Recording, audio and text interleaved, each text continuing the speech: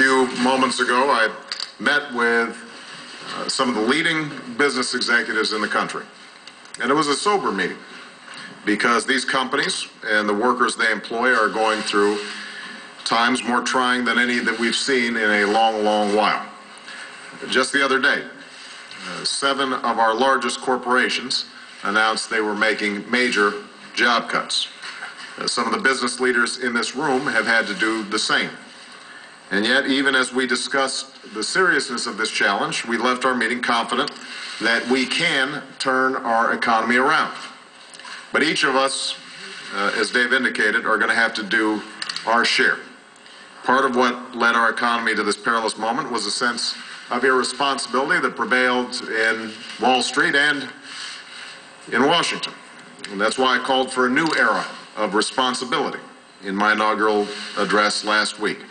An era where each of us chips in so that we can climb our way out of this crisis. Executives and factory floor workers, educators and engineers, healthcare professionals and elected officials. As we discussed in our meeting a few minutes ago, corporate America will have to accept its own responsibilities to its workers and the American public. But these executives also understand that without wise leadership in Washington, even the best-run businesses can't do as well as they might.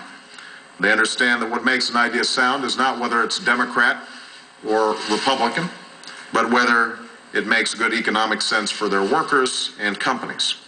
And they understand that when it comes to rebuilding our economy, we don't have a moment to spare. The businesses that are shedding jobs to stay afloat, they can't afford inaction or delay. The workers who are returning home to tell their husbands and wives and children that they no longer have a job. And all those who live in fear that their job will be next on the cutting blocks, they need help now. They are looking to Washington for action, bold and swift, and that is why I hope to sign an American Recovery and Reinvestment Plan into law in the next few weeks. And most of the money that we're investing as part of this plan will get out the door immediately and go directly to job creation, generating or saving 3 to 4 million new jobs.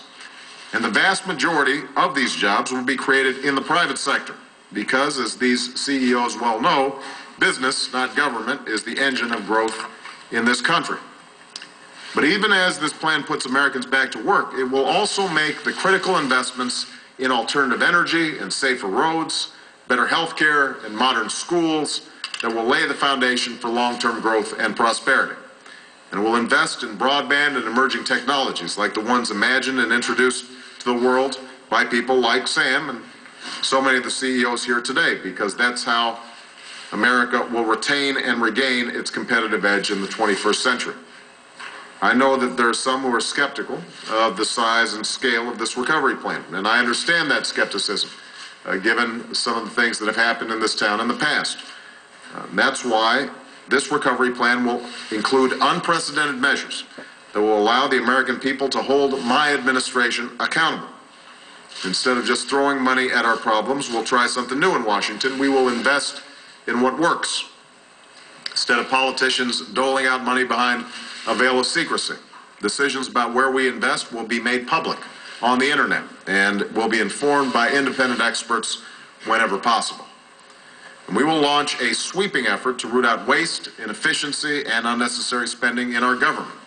And every American will be able to see how and where we spend taxpayer dollars by going to a new website called recovery.gov. Because I firmly believe what Justice Louis Brandeis once said, that sunlight is the best disinfectant. And I know that restoring transparency is not only the surest way to achieve results, but also to earn back the trust in government without which we cannot deliver the changes the American people sent us here to make.